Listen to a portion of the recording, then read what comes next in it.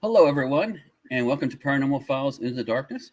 I'm your host, Sean Wagner, and is with me, as always, my lovely co-host, the great Liz Jumper. Hey, how are you? I'm good. How about yourself? Good, thank you. I'm the director of Central Pennsylvania Investigators, which Liz is also a member, and a founder of the Casco Appalachian Research Collective, the CARC. This show also is a super chat. So please feel free to give us a thumbs up and a share on Facebook, especially if you like what we have on and what we've had on, or thumbs up, subscribe, share on YouTube. Also on YouTube, hit the bell if you could, please, so that way you can be notified of our future broadcasts. And thank you.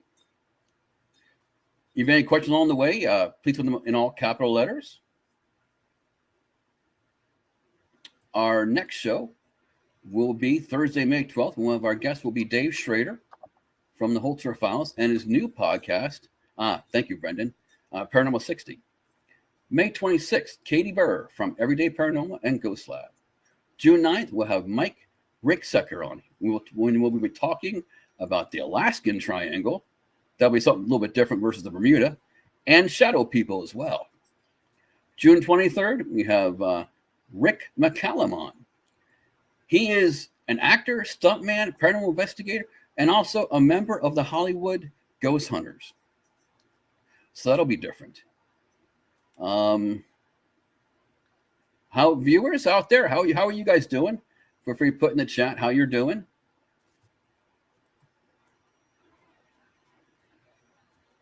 All right. All right, Liz, I guess we have a great guest tonight. We sure do. I guess it's about time we take and bring her on. Now time for the real introduction. She is a paranormal researcher and investigator for PRS, Paranormal Research Society from Penn State University. She was known for her work on A&E's Paranormal State. She was intrigued by the spiritualism movement,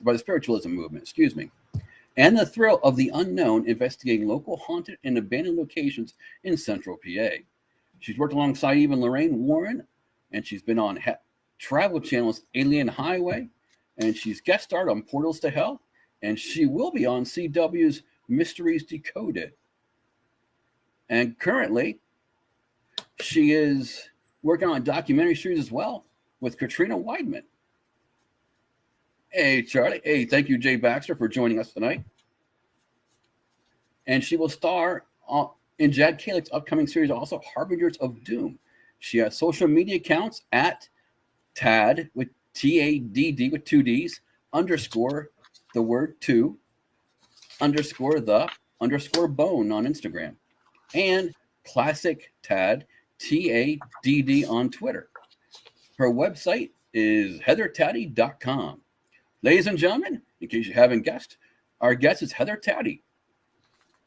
Hey! Hey, how are you? I'm good. How are you guys doing? Doing good. Thanks for joining us tonight. Thanks for having me. It's always great to talk to fellow Central PAers. Awesome. Yes, indeed. So.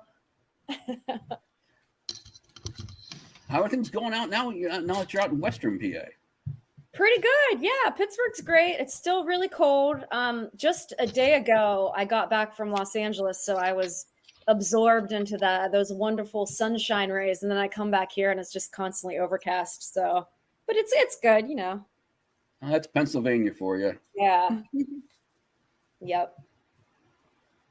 Yeah, that's how it goes. It's going to be cold the next couple of nights around here, and then it starts to warm up a little bit, and I'm looking forward to that. Same here. Yeah, I'm going camping this weekend, so I'm probably gonna like freeze to death.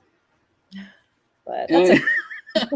Well, hopefully you have more than a tent. Do you have more than a tent?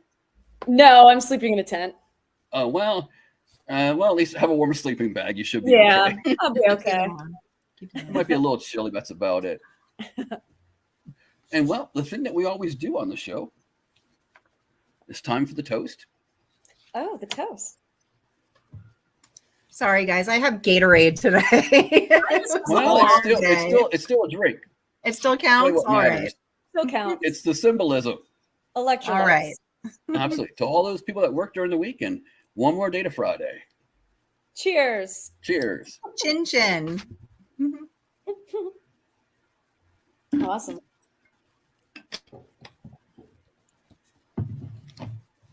All right. How were your parents in the paranormal when you were growing up? Oh, that's a good question. My mom has always been really scared of it, and she kind of doesn't want to believe it. My dad actually, he's very intrigued by the stories, and he has some stories himself from when he was younger, and just seeing UFOs. He's seen a couple UFOs. And funny enough, do you know the legend of the White Lady at Wapsie in Altoona? I think we may have. I wish I did, but I don't. It's the classic like story of the lady in her white dress and she's crossing the street.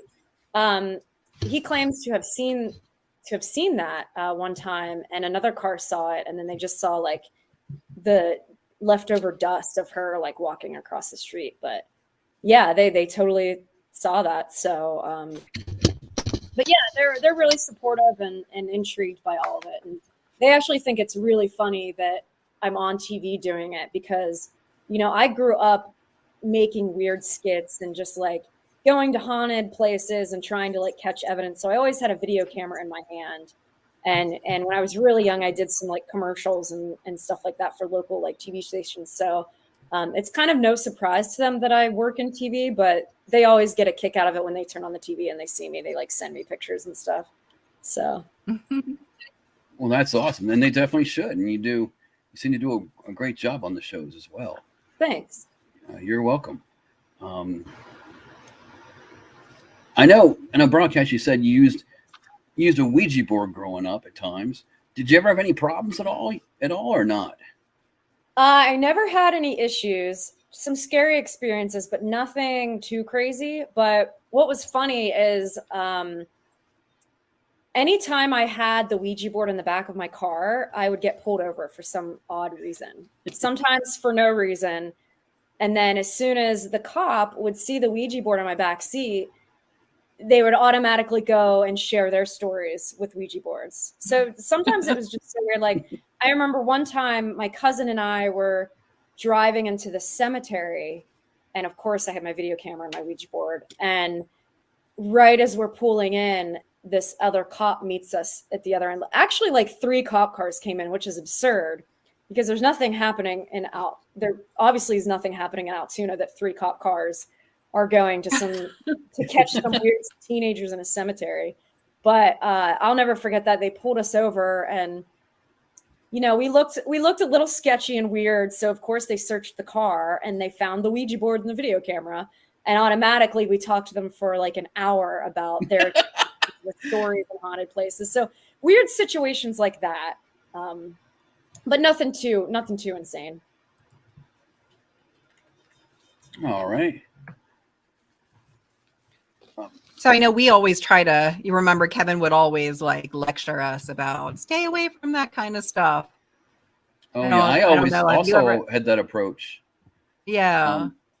Although it's ironic, I did have a friend offer me a few bucks to Ouija board from me because I ended up, it's a long story. My mother had one of all people growing up. And she actually had the Parker Bros. True board game Ouija board. And I gave it to him. I was like, oh, that doesn't matter to me.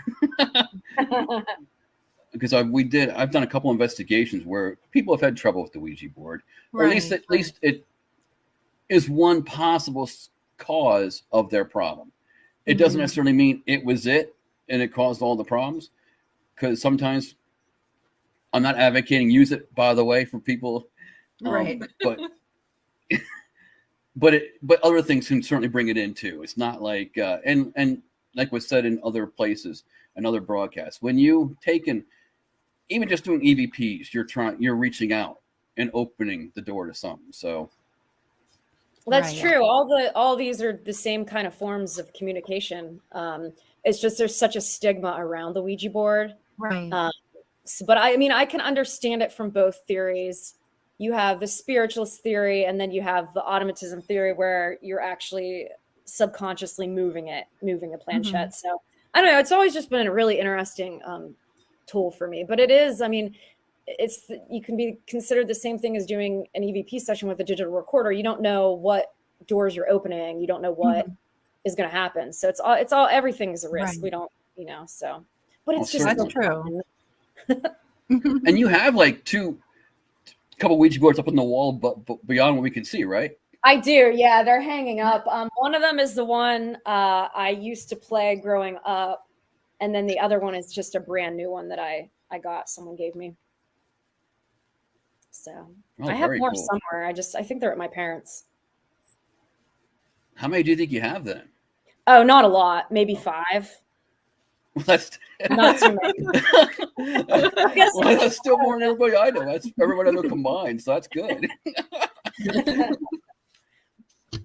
Just 5. So you got to work with Lorraine Warren. What was that like? Amazing. It's funny because before I joined PRS, I saw her lecture at Penn State, and I grew up reading about her and Ed's cases. They're obviously pioneers in this field. So it was really cool to see her speak. I was very captivated by her stories. And then literally the next year when I joined PRS and started filming for Paranormal State, I was traveling the country with her, which is just like mind blowing, but it was amazing to hear her stories. She was super sweet. We called her our grandmother. But yeah, I mean, she would just be sitting there while we were waiting to do another scene and telling us these jaw-dropping stories about Amityville and, all the famous cases you hear about that are made into movies from their original cases. And it's just amazing. And she was really open. You could ask her any questions, and she was just so amazing. And I learned so much from her, and it was just a really surreal experience to just travel with her and get to know her. Can you share a story with us by chance? Oh, man. I mean, I remember this one time we were filming, and when any of our psychics would do a walkthrough, the people that weren't in the scene, the investigators that weren't in the scene with her, we would kind of hover around our surveillance cameras, and we would listen to what was happening and listen to the reading, because Lorraine would go to these locations and not know anything about what happened there. She would know what state she was going to, but really nothing else. And she would walk in and just pick up on all these historical facts that we had previously done research on that we knew were legit. And she would just walk into these rooms and be like, oh, he hung himself right here, and just tell us these things that there's no way she would have known. Like, her ability is so amazing. And to just be able to like sit there and see her catch these things, and you're like, you're trying to be quiet, but you're like, want to jump out of your seat because she's hitting on all these points. So that was probably one of my favorite things, was just watching her do her thing, because it was incredible. Sounds great for certain there. Yeah, and I'm sure there's so many more stories, but I can't pinpoint any exact one. But it was really cool. I remember we did these like events at haunted house attractions in Pennsylvania, and Lorraine would bring her group, and they would bring some of the more well-known haunted objects from the museum. So they would fill a room with all these artifacts, and you'd see the people that worked for her like walking up a narrow staircase, holding the giant glass case that Annabelle's in, wearing gloves and trying not to drop her down these steep steps. So it was really funny to like watch them carefully remove her from the box and just sit her in a corner, and just to be able to stand there and be like, this little cute Raggedy Ann doll has caused, so much craziness in people's lives. Like, it's just so bizarre, but Yeah, those are some fond memories I have, is just, hearing her talk about these objects and the stories behind them. That is awesome. I recently shared. They did a video which they were transferring that doll's, Annabelle's, home case to. They put her in they showed their ceremony pretty much for putting her into a temporary small case or enclosure, I guess you call it. Yeah. And there was a nice little ceremony involved with it. Quite interesting. I'm sure there was. Were you taking classes too when you were doing investigations for PRS? Oh yeah, I was actually the last to graduate. So they had to kind of work around my schedule a lot because there were some finals that I couldn't miss. But, I studied film and media studies and French at Penn State. So a lot of my teachers were really understanding, and I'd just email and be like, hey, I'm going to this really haunted house this weekend. I'll be back Monday. And they were really cool. But I mean, most of the time, the first 2 years of filming for Paranormal State, I was still in college. So I was doing a lot of my homework on set. But yeah, I was the last to graduate out of everybody. I was the youngest of the group. I was wondering, that sounds like it would be difficult to keep up with the classwork a little bit. It was. What's so bizarre? Like that first year of filming for Paranormal State, I had like the best grades that semester. I was on like the dean's list. And I think back, I'm like, wow, how did I do all that? Because so when I joined the club, I knew nothing about a TV show. I joined because I wanted to gain access to haunted locations, and I wanted to train to be a field investigator, because this just wasn't like a normal club at a college. This was like a really serious club, really serious students. You had to basically like write all these reports. It was a real serious training process. And that's what I admired about it, because I was like, wow, this is really serious. And I wanted to learn more about it. And I started training, and the classes had like a 75% dropout rate. And me, Katrina, and one other student were kind of the only ones that survived. Everybody kept dropping out because it was like adding another class onto your curriculum. It was really, I was studying for that more than my regular classes at times. But I was just so passionate about it that it was so fun to me, and I wanted to do it. But yeah, it was pretty intense. Wow. Yeah, I actually went to the conference there in 2007. Nice. Yeah, great. That was the year they premiered Paranormal State. Yeah. So you did you go to the premiere? Yes, I did. Oh my gosh, that's so awesome. I went to the dinner and also the skits. I saw the skits. Oh, you saw the Ghost Hunter skit. That was an awesome skit. Yes, I was going to bring that up. Gosh, that's so funny. So Katrina's mom created that. I knew it was one of the ladies' mother. I wasn't sure which one though. Yeah, and I remember we had like little dancing parts in it, but that was so fun because I remember Jay and Grant were there in the front table, and we're all just like basically making fun of the show. It was funny. They had a good sense of humor about it, but that's so cool. So the first UnivCon I attended was 2006. And for those of you that don't know what UnivCon is, it was at that time, it was like the largest academic paranormal conference. We threw it at Penn State.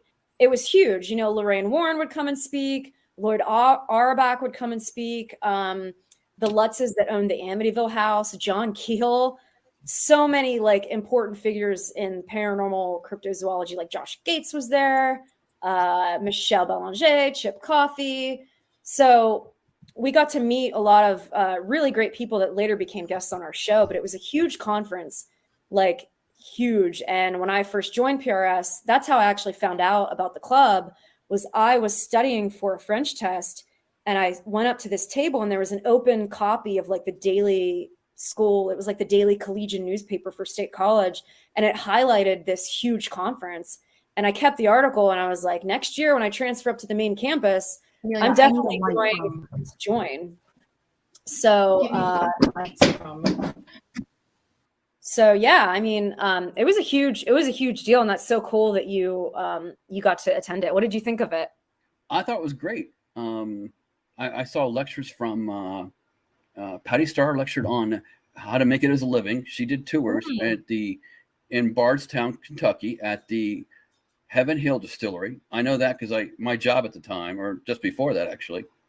And also Chris Fleming, I saw him as well. Yep. We did a couple of his lectures. Dave Schrader, I didn't think I took a lecture at his. All kinds of big names were there. It was amazing how many big names were there. I know, and Ryan it was amazing the ability he had to just put that on, like being a college student and put on a conference that huge. And it was cool because it just wasn't a regular conference. It was very academically oriented, because we wanted to teach and educate people about parapsychology, famous cases. So it was a really cool thing to be a part of. And, I have all these old booklets saved, and sometimes I go back to them and I'm like, wow, I can't believe I helped run that and everything. So yeah, it was a blast to be a part of that. That's awesome. Can you tell us where you helped out a little bit by chance? What you do? You mean where I helped out at what I did at the conference? Yeah, if you remember. Yeah, I remember handing pamphlets to people when they would walk in, and then I got to pick which lectures I wanted to go to. I feel like I remember I did a little bit of office work, but I can't remember exactly what I did. I just remember leaving my classes and rushing to the auditorium to hold the door open for people and give them pamphlets. And then it was just really cool to you grow up reading about these people that do all this research and the paranormal, and then you get to hang out with them and meet them. It was as a young college student to be a part of that. It was really, really great. I can imagine. It sounds like it would have been great. Yeah. And when we premiered Paranormal State at Penn State, we were in Schwab Auditorium, which is supposed to be haunted. That's where the group started some of their first investigations. So that was pretty neat too. Yeah, that was a beautiful auditorium. That's actually the place that I was set to investigate the one night. Oh, okay. Schwab Auditorium with Patrick Burns as well. Oh, Patrick, yeah. Oh, man. He hopefully will be a future guest. He said yes. I just don't have him locked down with a date. Oh my gosh, I haven't talked to him. Last time I saw him, we were at an event in Alabama, and we actually went to Sloss Furnace and hung out there. So it's been a really long time since I've seen him. Well, we have a moment with Heather and Katrina when they were at the Shanley Hotel as well during one of the filming of Paranormal State. Brendan, can you go ahead and air that if you could, please? Go. Come and play with me, Danny. Oh. I can't believe you found that. Yeah, so we did so in Paranormal State, we did these really fun events. We called them PRS field trips, and we would have these fun VIP dinners. We'd have costume parties and ghost hunts, and we would go back to oftentimes to locations we filmed or famous haunted locations. So that year was Halloween. We went to the Stanley Hotel, and I had this brilliant idea. I was like, Katrina, we have to dress up as the Grady twins. Why wouldn't we? We're going to the Stanley. So I went to Goodwill and I found these two similar dresses, and I remember sewing and gluing all this lace to them and ribbons to make them, replicas of their dresses. And then we went in that exact hallway, and it's really funny because there were regular people staying in some of the rooms, and I remember we really scared the crap out of people. So that was a really fun memory. Sounds like it would have certainly been awesome. Yeah, you actually are also big on Crash. You've made a lot of costumes over the years, and you made the costumes for you and Katrina on that particular filming, right? Right. Yeah. I love Halloween, and every year for as long as I can remember, I've always just created a crazy costume. I've always been really crafty and creative, and I feel like you can make anything from cardboard or chicken wire, paper mache. I've always been very resourceful when it comes to making crazy things. So, yeah. And we do have some pictures as well. Yes. Awesome. It looks like we have a question too, if Brendan wants to put that up. All right. Let's. maybe. Oh, Heather, Baxter. Hey. What location? Go ahead. Oh, Okay. sorry. What location have you investigated? Sorry, it stands out to you. Sorry about that. Wow. I have quite a list. One that really stands out to me, starting out in this field, besides being a teenager, like when I got into PRS, I investigated a lot of really private residential homes. So there's a lot of those cases that stand out, but one that's more recent, actually, no, I'll talk about one from Paranormal State. We investigated a haunted sex dungeon in Detroit. And this place was beautiful. It literally looked like a dungeon. And the owner rented it out, and his former tenants ran a sex club in the basement, which the basement looked like a dungeon. House was beautiful. It was connected to like a boat well, really massive mansion. And I don't know what the situation was with the tenants, but they left all their stuff behind. And they had these lockers with all this weird stuff. They had like a wheel that you spun, and all this weird like sex club paraphernalia was still in this house. And this guy had all these different things that would happen. And that was probably the weirdest, I'd have to say, the weirdest location I've ever investigated. A haunted sex dungeon. Not many people can say that they did that in their life, but I can. Sean, you and I, didn't we go to a haunted strip club once? Were you with us for that one? I wasn't part of the group really at that time. Yes. Okay. Was that in yeah, go ahead and talk about it. Was that in Wisconsin? No, it was in Pennsylvania. I don't remember. It's like on the way to Harrisburg. Oh, okay. I thought it was up 147, somewhere along 147. Yeah. Is that correct? I don't know. I never know where I am. Okay. I thought it was north of Northumberland or some around Northumberland in Northumberland County, but I could be wrong on that. But it was not nearly as cool as what you described, though, Heather. It was really kind of gross. Well, I'll never forget. It was just so odd because the very the closing scene of the whole episode was the owner carrying all this stuff out to his trash, and it was just like so odd that he kept it there, like one of those big, I don't remember what they call it, but one of those big crosses that people stand on and tie their hands to. It's literally him like carrying this out to his trash cans, and I'll never ever forget that image. Just so weird. I guess I'm the only one unlucky enough to have never done anything, investigate anything associated with sex. But another thing I could add is more recently, I investigated a haunted hot dog shop in Ohio. It was very fascinating. There were like apartments above it. And I guess recently a man had died. I don't remember how he died, but they didn't find him for quite a while. And he worked at the hot dog shop, and they definitely felt that like he was haunting the location because he was very tied to that location. So that was another pretty recent one that I investigated like last month. That was just a weird, like a hot dog shop. It's just so weird. That is kind of strange. Yeah. Again, a reminder for those just tuning in, we're talking with Heather Taddy. She was on Paranormal State, Inland Highway, and Portals to Hell. Also, this show is a super chat. If you like what we're putting out there on YouTube, hit the thumbs up, subscribe, and also hit the bell so you can be notified of future broadcasts. If you really like what we're doing on the show and what we've done in the past, consider hitting the $sign. Thank you. That would really help us out. That money goes towards doing investigations and expeditions. On Facebook, hit the like and share. That would help us out as well. I was a little bit different investigative. Any where you've done one where the clients had some kind of mental issues and possibly unknowingly projected the haunts? Totally. Lately? Yeah.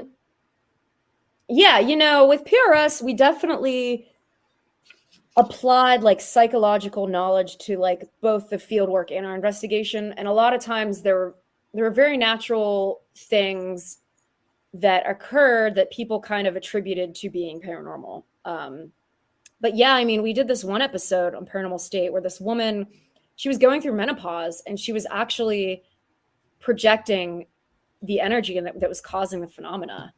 And she moved into this new house with a lot of negative energy from a previous experience in like a really bad neighborhood with her daughter. So she was actually projecting this, and she was obviously very emotional, and she was psychokinetically like they would report these like small balls of potpourri would just fly across the room. And we actually had it happen when we were there.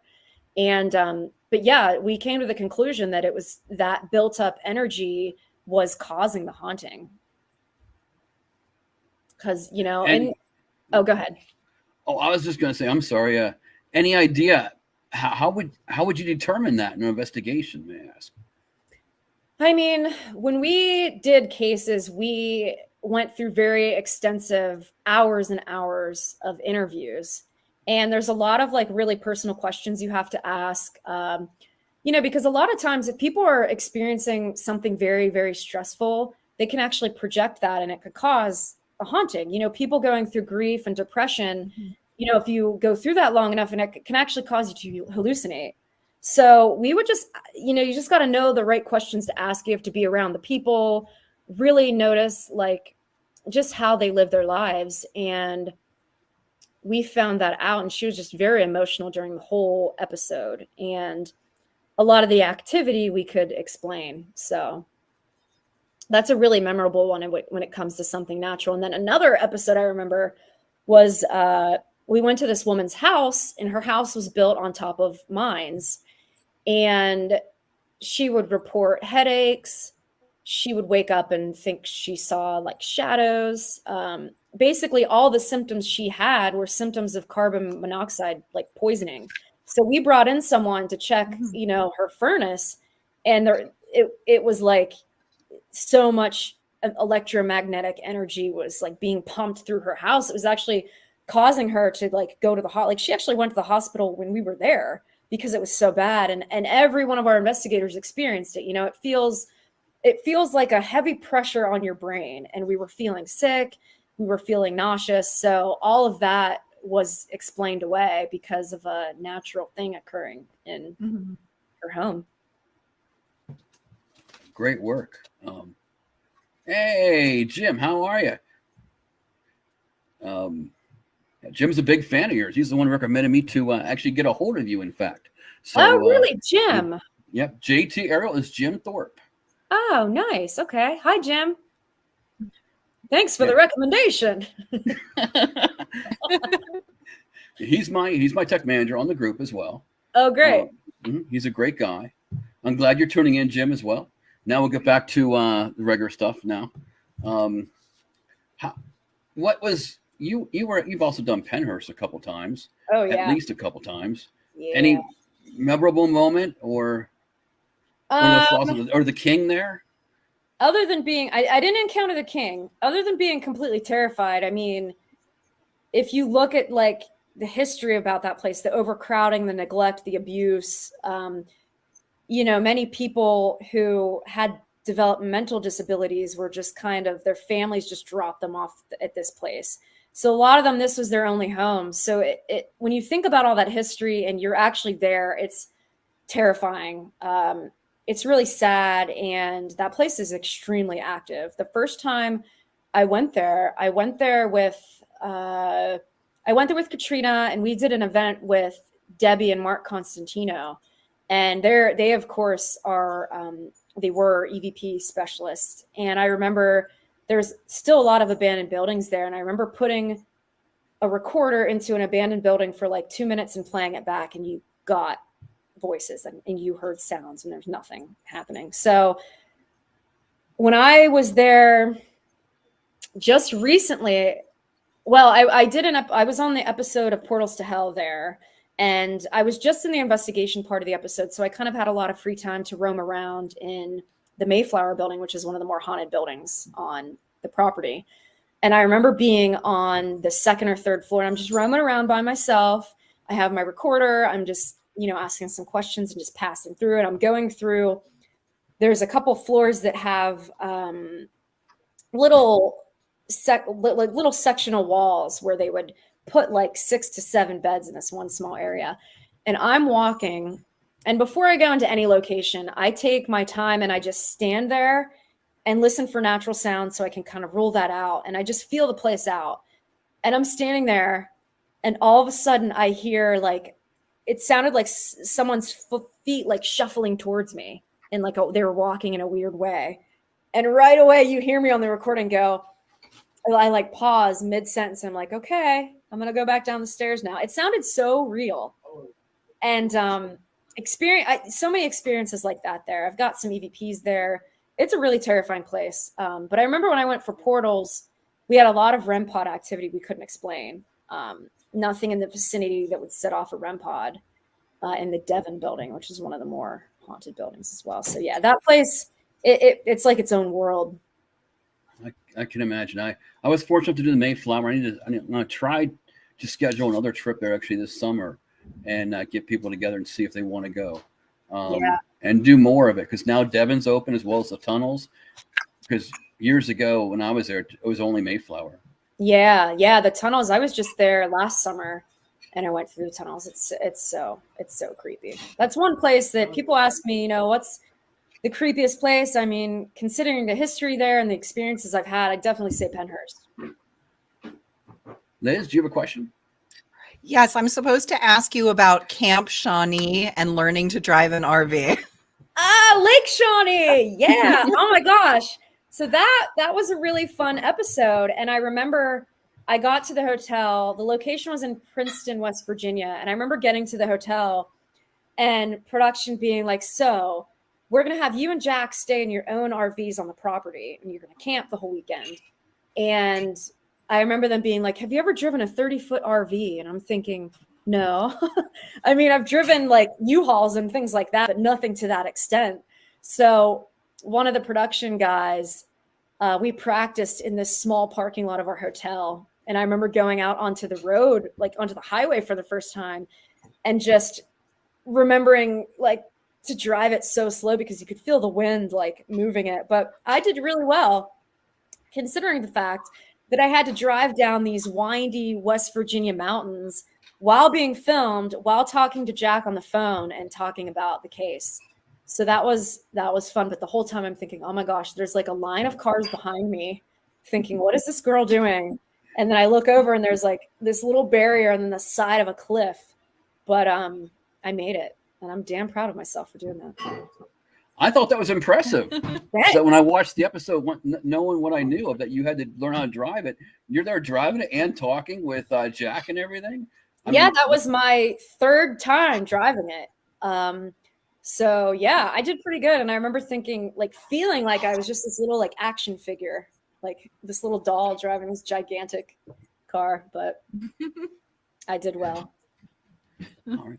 Well, we're going to move along a little bit. And how was Alien Highway working with Chuck Zukowski? Oh, Alien Highway was a blast. Probably one of the most, I've had the most fun on that series by far. But yeah, Chuck Zukowski's pretty great. There's a, for those of you who don't know, there's a book called The 37th Parallel that's based off of his life. And it's based off of his theory that a lot of this activity occurs on the 37th parallel, the lower half of the U.S. I actually have his book right here. Really interesting book. So that show was based off of, his adventures and his theories. And it actually has, you probably can't see this, but there's a picture here. This is kind of through his research. It's where all the Native American burial sites are. It's where the underground military bunkers are. It's where a lot of people have had these UFO experiences, and it's where all the cattle mutilations line up. So the book's really great. And I remember reading about him, and he's a very seasoned investigator. He is basically the lead guy people go to for cattle mutilations, because all over the Midwest, the ranchers have these insane experiences where their cattle get mutilated in these very bizarre ways, where there's surgical incisions, and the cows are sometimes moved from point A to point B, like they were lifted up and moved. There's never any blood. There's no signs of struggle. The way that the organs are taken out is very odd. There's just a lot of really odd similarities, and he's the main guy for that. So I remember reading about him when I was asked to do the show, thinking, wow, this is like really cool. Like this is definitely going to be an adventure. So it was fun. And it was a little change for me going to all these, places across the US that are known for this type of activity, versus being, in someone's basement looking for things. But there's a lot of, I found that there are some correlations between, ghost investigations and UFOs. I think that there's some kind of correlation with it all, which is like a whole other theory to explore. But yeah, I mean, it was a super fun show to work on. The crew was great. What was really exciting for me is a lot of the story editors on that show were also the story editors throughout Paranormal State. So a lot of these people, we would go to the production offices and, I'd walk through the editing bays and just see people editing the footage and pop in, and they would know who I was from editing all the years of me in college doing these investigations. It was really cool to like finally meet the people that like made Paranormal State look so good. Sounds great. Sorry, I rambled a little too much on that. No, this show is for you. You are the guest of honor, so that's what I want you to do. Talk about whatever you want to talk about. That's what you're going to know the best and everything as well. So, what do you think had the best chance of being actual alien evidence and everything? You mean which episode or locations and episode? Yeah. I thought that Sedona was really fascinating, because people have been experiencing things for a long time there, and we explored the theory of relating the vortexes, like the energy. Are these vortexes where these ley lines intersect, creating this energy that's attracting the phenomena? Is there something geophysical with the red rocks? Kind of putting all that together, like, is there electromagnetic energy? That was like a really fascinating episode for me. And I feel like a lot of the things we saw in that episode, we got some great evidence where I remember at one point we saw this, it was like a reddish light. It looked just like a planet. It was right above this mountain, this ridge line. We knew where the flight patterns were, so we could kind of rule that out. And everybody saw it. And then all of a sudden it just disappeared. No cloud coverage, nothing. And we all saw it. And that's one memory I have from that episode. But yeah, Sedona is a really interesting place for that kind of phenomena. Did you ever make it to Catalina Island and like looking for like underwater bases and stuff like that?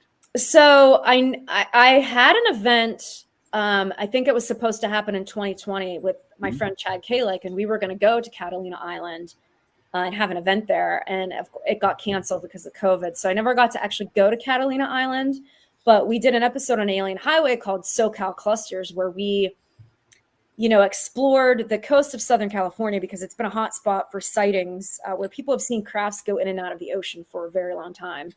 There's this theory that off the coast of Malibu, if you look on Google Earth, there's like this anomaly that looks like it's a underground base or something. That's been a big theory for a long time that, out of all the places in the world, the oceans could be hiding ships or something. We don't know, but it's a very interesting theory to explore. So while we were there, we also kind of explored the connection of, obviously, at the coast of Southern California, there's a ton of military bases. So we explored that theory that is there a connection with the military looking for these objects, or are these unknown objects attracted to these naval bases, and are they actually watching our military? Definitely, there could be a correlation. Yeah. And also, we'll keep moving on here. Also, with Katrina, you have a project going right now that's airing Katrina's YouTube channel, www.youtube.com/Katrina Weidman.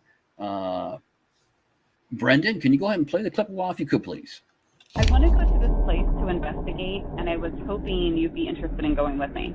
I'm down. Let's do it. Heather and I are best friends. We met doing this stuff in college. So I'm going to take you to a really scary location. Is that it? Nuh-uh, really? Yeah.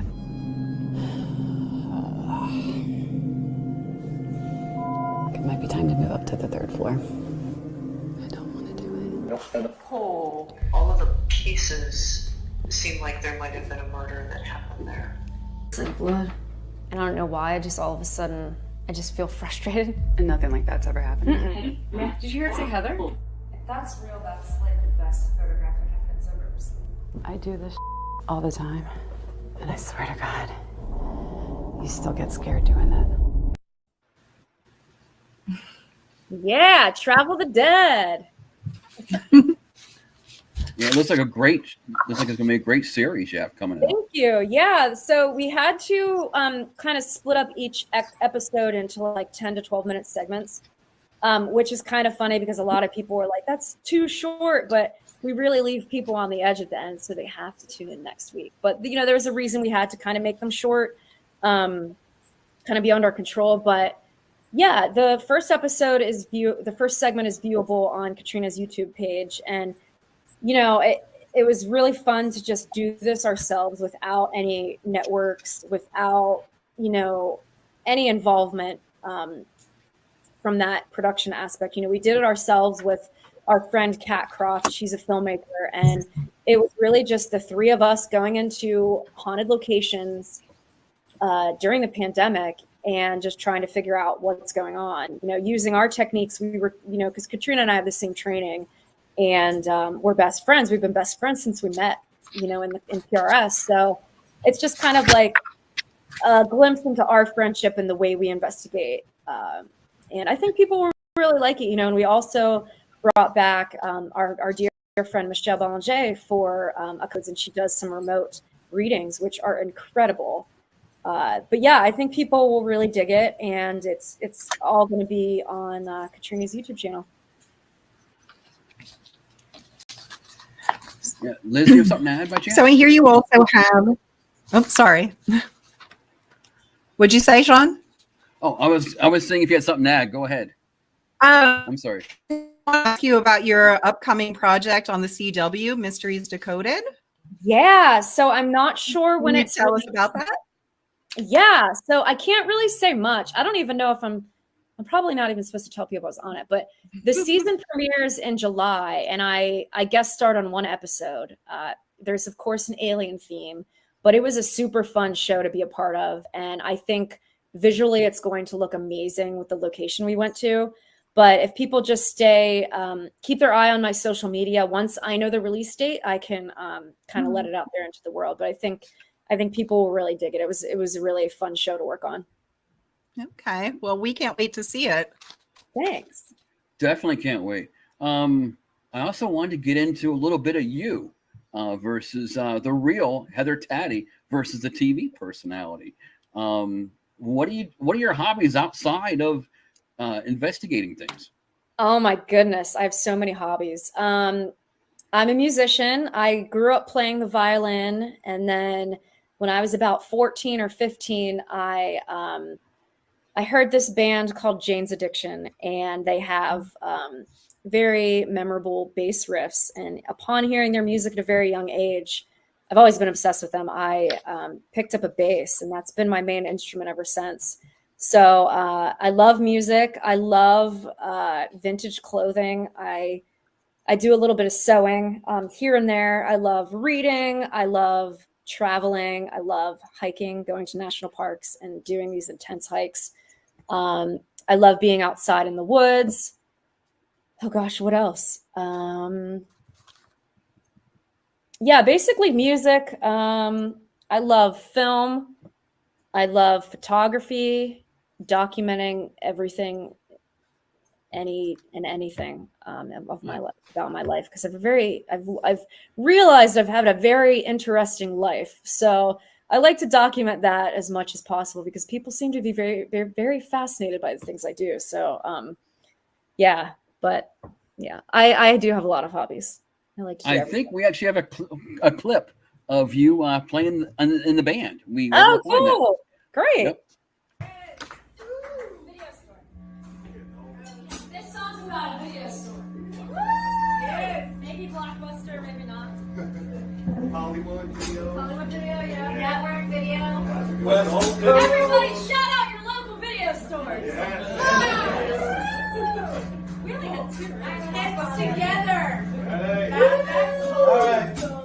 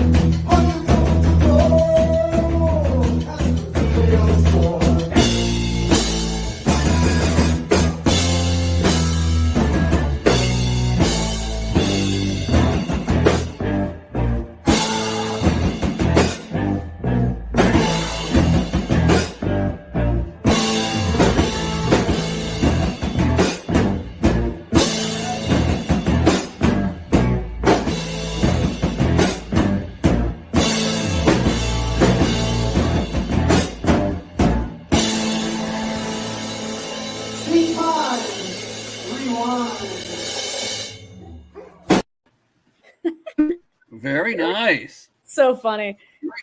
That was great, Heather. Thank you. Yes. Yeah. Singing about a video store. And that was part of your band Mannequin, correct? Right. Yeah. Yeah. I started that band over COVID pretty much with those guys. And that's all we did was play music. So we got to become really tight with our songs. I think we also have another picture or video as well. Oh, I'm no. not sure if we have any more videos. I'm afraid to see what it is. We just got them off of your Instagram pretty much. Oh, okay. Good. Good. It's not going to be or YouTube. Nothing. Do we have anything else or not? I thought we had at least pictures. There we go. Oh, me dressed up as Gwen Stefani. Very nice, by the way. Very good. Thank you. So I basically found a red dress and then I glued all this vinyl to it because she wore a dress very similar to that on the Tragic Kingdom album. But yeah, she was really impressed when I met her. And it's funny because that real dress was stolen from a museum in Orange County. And as soon as I walked in the room to meet her, her first words were to me, smiling, and she's like, "So you're the one that stole the dress from the museum?" And I was like, "Oh no, if you look at it really closely, it's actually really bad. I just kind of sewed and glued vinyl to this dress." And then the next 5 minutes seemed like an eternity, but she's just standing there staring at me up and down. And she's like, "Wow, you did a really good job. I'm really impressed. Thanks for dressing up." And so that was like a highlight of my life, was meeting her, because I've always been such a huge fan. Who were your musical influences, by the way? Oh my gosh, so many. Sonic Youth, Alice in Chains, Jane's Addiction, Soundgarden, Talking Heads, the B-52s. If I could be in a band like the B-52s, I think my life would be complete. They're actually doing their last tour. Yeah, it's my ultimate dream. I saw that. I'm going to try to go to one of the shows. Unfortunately, they aren't coming to PA, but I saw them one time a long time ago, and it was an amazing show. There's no other band like the B-52s. They are great. One of a kind. Do we have any more pictures? of costume pictures. That's my sun-made raisin costume. It was great. Thank you. I made, if you look very closely at the tray, I made little replicas of like giant raisins because I thought it would be really funny to just carry raisins around. Yeah, I'm pretty proud of that one. They all look really good, actually. Thank you. I think that food mascots are pretty funny, and no one really ever thinks of food mascots when it comes to Halloween.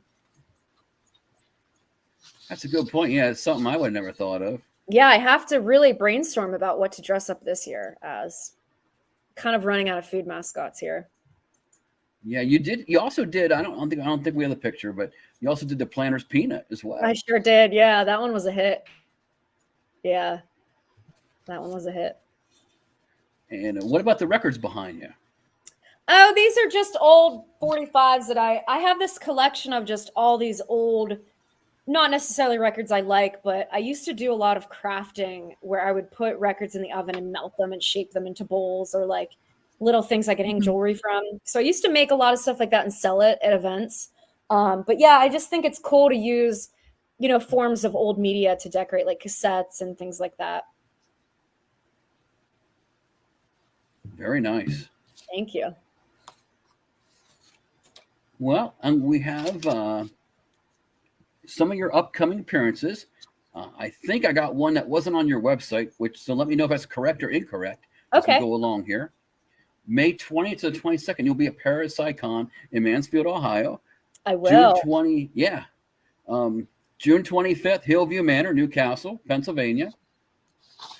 August 13th, West Virginia State Penitentiary in Moundsville. Is that correct? Yes. Yeah.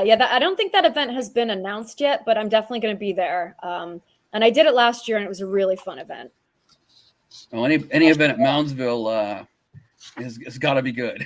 Yeah, you guys should come. We can do like I think last time we did like an overnight investigation, and I didn't survive. I think I bailed out at like 3 a.m. But you guys should come. Well, I will have to get a hold of my people and see if we can possibly do that. Liz, would you be interested in a trip to Moundsville? That would be a lot of fun. Yeah, because there aren't many better prisons than that. That's for sure. So what do you do at these events? And how can somebody book you for an event? So most of the events, I'll have a table set up I have a lot of weird stuff that I sell, and I have headshots, and I'll just talk to people. I like to talk to everybody, and usually we'll do most events do like a little VIP dinner, or they do some kind of like charity event, and then we'll do a ghost hunt. So I just love hanging out with people from all over the country and just kind of hearing their stories and meeting people that actually watch, have followed my adventures. So I always meet amazing people at these events. How to book me for an event? Honestly, just reach out to me directly. That's probably the easiest way. Okay. I do work with a couple booking people, but get a hold of me through my website, through social media. Just get in touch with me and I'll be there. All right. That sounds like you seem very personable. Thank you. Yeah, thanks. Yeah. And I have one more event, September 17th and 18th, Mothman Festival in Point Pleasant, West Virginia.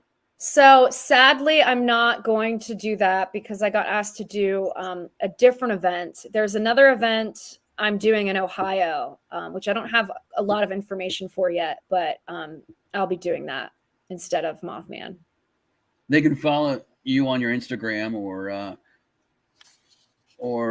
I forgot the other one, Twitter account. Yeah. Twitter. Yeah. Unfortunately, my Facebook got hacked in 2020 and I have not been able to get it back. So I lost touch with a lot of people, sadly. But I had to make a new Instagram because my old Instagram was connected to it. So you won't find me on Facebook. Are you thinking about starting on a Facebook account in the future? No, because I feel like I'm so angry that I haven't been able to get my account back. I'm just like, I don't need Facebook. I should though. I should. It's just I'm still mad about it. Actually, that's where I first tried to find you at as well. Actually, was on Facebook of all places. Yeah, I should probably just make another account, but oh well.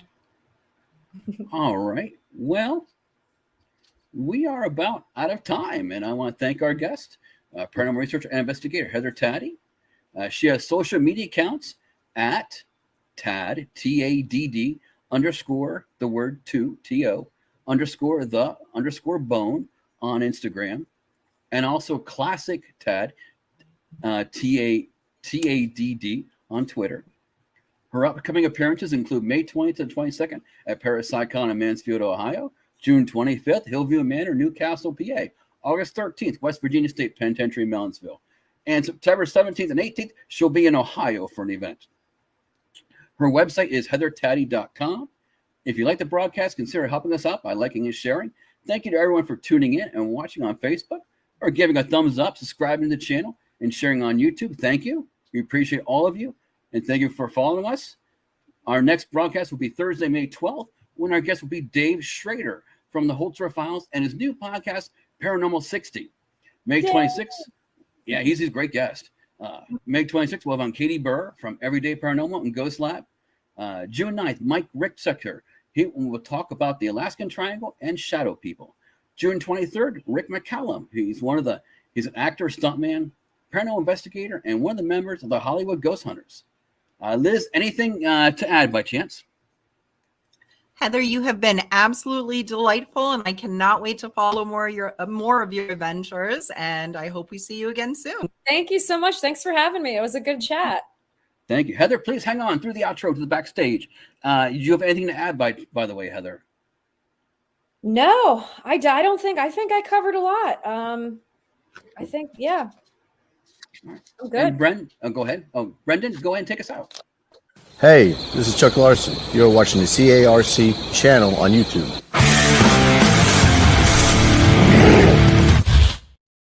You've been watching Paranormal Files Into the Darkness, a Catskill Appalachian Research Collective production. For more information on this program and others like it, remember to like, share, and subscribe to CARC today. To join the conversation on our Facebook group, become a member of the Catskill Appalachian Research Collective Facebook group. CARC. Relentless.